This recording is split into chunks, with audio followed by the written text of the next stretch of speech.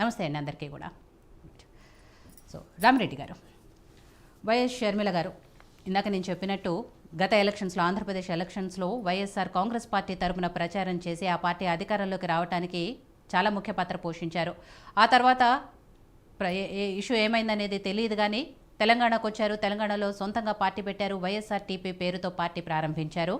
ఇక్కడ కూడా తనదైన శైలిలో ప్రభుత్వాన్ని విమర్శిస్తూ ఎక్కడైతే అవినీతి జరిగిందో, అక్రమాలు జరిగాయంటూ వాటన్నిటి మీద కూడా తన గళాన్ని విప్పారు. పాదయాత్ర చేశారు సుదీర్ఘంగా.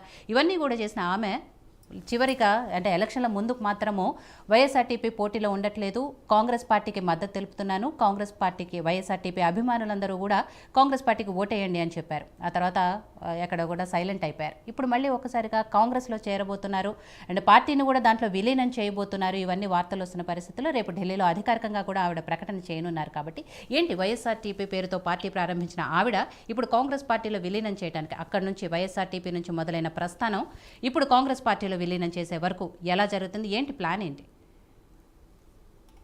అందరికీ నమస్కారం అండి.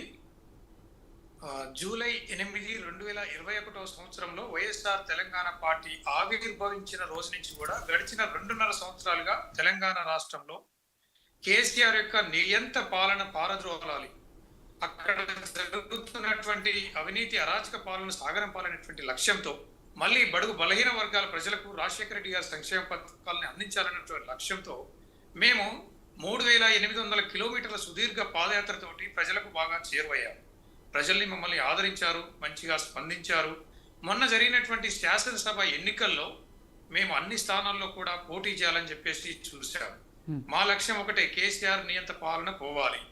కానీ ఇక్కడ జరుగుతున్నటువంటి పరిణామం, శాసనసభ ఎన్నికల్లో మొన్న కాంగ్రెస్ పార్టీ మేముగా 2గా పోటీ చేస్తే ప్రభుత్వ వ్యతిరేక ఓటు చీరి మళ్ళీ కేసీఆర్కి లాభం జరుగుతాయని చెప్పేసి కోణంలో కాంగ్రెస్ పార్టీలో ఉన్న హైకమాండ్ పెద్దలు మా షర్మిలమ్మ గారితో సంప్రదింపులు చేసి మీరు పోటీ చేయొద్దు, మీరు మాకు మద్దతు ఇవ్వాలని చెప్పి వారు కోరడంతో మేము స్వచ్ఛందంగా మరి బేషరతుగా కాంగ్రెస్ పార్టీకి మద్దతు ఇవ్వడం వల్ల దాదాపుగా 31 స్థానాల్లో కాంగ్రెస్ పార్టీ గెలిచినటువంటి 10,000 లోపు మెజార్టీ స్థానాలతో గెలిచిన కాంగ్రెస్ పార్టీలో అధికారం చేపట్టే దాంట్లో వైఎస్ఆర్ తెలంగాణ పార్టీ ప్రధాన భూమిక పోషించింది అని చెప్పేసి మనం అందరం చూసాం. అది ఏఐసిసి పెద్దలు గ్రహించి వైఎస్ఆర్ తెలంగాణ పార్టీని కాంగ్రెస్ పార్టీలో విలీనం చేయాలని చెప్పి వాళ్ళు ఆహ్వానం మేరకు రేపు ఢిల్లీలో ఏఐసిసి కార్యాలయంలో వైఎస్ఆర్ తెలంగాణ పార్టీ కాంగ్రెస్ పార్టీలో విలీనం కాబోతా ఉంది.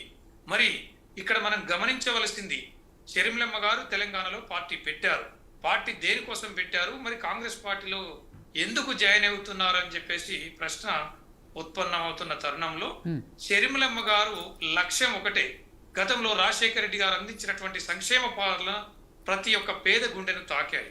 ఆ తర్వాత ప్రత్యేక తెలంగాణ రాష్ట్రం వచ్చిన తర్వాత తెలంగాణ రాష్ట్రంలో కేసీఆర్ యొక్క కుటుంబం రాబందుల్లా మరి పేదల రక్తాన్ని పీల్చుకుంటూ అవినీతి మయం చేశారు తప్పితే బంగారు తెలంగాణ చేస్తారన్న మాటలు పక్కకు పెట్టి వాళ్ళ కుటుంబం, వాళ్ళ మంత్రివర్గంలో ఉన్న మంత్రులు మాత్రమే బాగుపడుతున్న తరుణంలో ఒక పక్క నిరుద్యోగులు ఉద్యోగ అవకాశాలు ఉండి నోటిఫికేషన్ లేక మరి వాళ్ళు ఎంతో మంది ఆత్మహత్యలు, మరోపక్క రైతన్నల ఆత్మహత్యలు, ఈ రాష్ట్రం చెల్లా చెదరై ప్రజలకు అండగా నిలబడేటువంటి పరిస్థితి లేనందున షర్మిలమ్మ గారు ధైర్యం చేసి ఇక్కడ పార్టీ పెట్టి మరి ప్రజలకు కేసీఆర్ని గద్దె దించి విముక్తి చేసి మరి మేము చాలా గొప్ప పని చేశామని చెప్పేసి ప్రతి ఒక్కరు కూడా అనుకుంటున్న సందర్భంలో మేము ఈ విషయంలో సక్సెస్ అయ్యాం.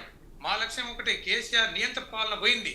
మళ్ళీ ఇక్కడ గతంలో రాజశేఖర రెడ్డి గారు సేవలు అందించినటువంటి కాంగ్రెస్ పార్టీ అధికారంలోకి వచ్చింది. ఇందిరమ్మ పాలన, రాజశేఖర రెడ్డి గారి పాలన మళ్ళీ పునర్జీవం పోసుకుంటుంది. కాబట్టి మరి ఈ తరుణంలో కాంగ్రెస్ పార్టీ వాళ్ళ యొక్క ఆహ్వానాన్ని మేము మన్నించి మరి ఎందుకు మనం ఇక్కడ రీజనల్ పార్టీ నుంచి కాంగ్రెస్ పార్టీ జాతీయ పార్టీలోకి అప్గ్రేడ్ కావద్దనే ఉద్దేశంతో రేపు మేము కాంగ్రెస్ పార్టీలో చేరుతా ఉన్నాం. అదే విధంగా ఇక్కడ తెలంగాణలో కాంగ్రెస్ పార్టీలో చేరినంత మాత్రాన పార్టీ షర్మిలమ్మ తెలంగాణకు దూరం కావడం లేదు. రేపు విస్తృత స్థాయిలో పక్కన ఆంధ్రప్రదేశ్లో కానీ, కర్ణాటకలో కానీ, రేపు తమిళనాడులో కానీ, దక్షిణాది రాష్ట్రాల్లో తెలుగు ప్రజలు ఉన్నారు, రాజశేఖర రెడ్డి గారి అభిమానులు పెద్ద ఎత్తున ఉన్నారు. కాబట్టి షర్మిలమ్మ గారు రాజశేఖర రెడ్డి గారి లెగసీని తీసుకొని వస్తారు. కాబట్టి మరి మొక్కవని దీక్షతో ధర్నాలు రాస్తారోకలు చేసి తెలంగాణలో ప్రజలను మన్నగొలినటువంటి నాయకత్వ లక్షణాలు ఉన్నటువంటి షర్మిల గారి యొక్క చరిష్మాను చూసి జాతీయ రాజకీయాల్లో ఉంటే బాగుంటుందని చెప్పేసి వారి ఆలోచన మేరకు మరి ఈ పాటికే షర్మిలమ్మ గారికి కూడా మీకు రాజ్యసభ ఇస్తాం, అదే విధంగా ఏఐసిసిలో ఒక మంచి స్థానాన్ని కల్పిస్తాము, ఒక స్టార్ క్యాంపెయినర్ గా మరి దక్షిణాది రాష్ట్రాల్లో రాబోయే పార్లమెంట్ ఎన్నికల్లో మీరు ప్రచారాన్ని చేయవలసిన అవసరం ఎంతైనా ఉంటుంది కాబట్టి అని చెప్పి వారి కోరిక మేరకు మేము ఇవన్నీ కూడా మా పార్టీలో చర్చించిన తర్వాతనే మేము ఢిల్లీ రావడం జరిగింది. రేపు ఏఐసిసి కార్యాలయంలో కాంగ్రెస్ పార్టీలో కూడా చేరబోతా ఉన్నాం. కాబట్టి రేపు తెలంగాణలో షర్మిలమ్మ గారు విస్తృత స్థాయిలో ప్రచారం చేస్తారు, ఆంధ్రప్రదేశ్ లో చేస్తారు.